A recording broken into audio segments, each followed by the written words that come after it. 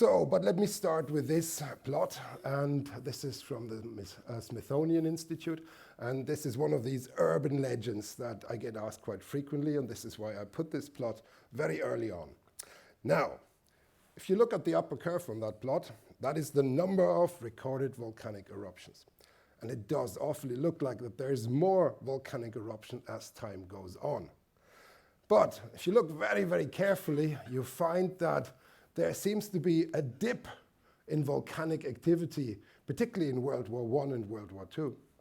And there seems to be also an increase in volcanic activity after big eruptions have occurred. And that tells us something is not quite right with that interpretation.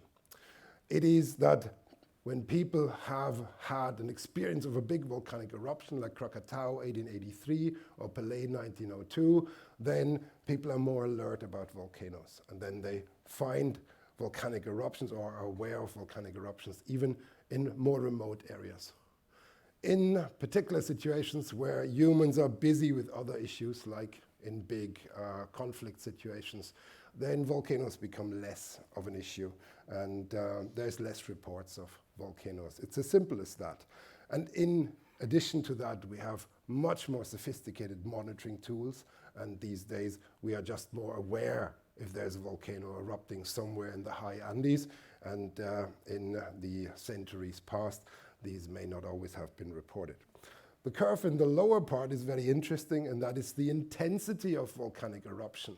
And you see the red kind of, wiggly line there in the lower part from 1800 to present day, and it doesn't change very much. And that's a good indication that actually there is a continuous volcanic background scenario, and it's not changing. So we had no huge spike of intensity, and likely we also have no changes in terms of increasing numbers of volcanic eruptions. So, and if we look at this here, the known historical active volcanoes is also increasing together with a number of the eruptions that we record, and therefore it's a legend that there's more volcanic eruptions in younger history, in younger Earth history than in the past.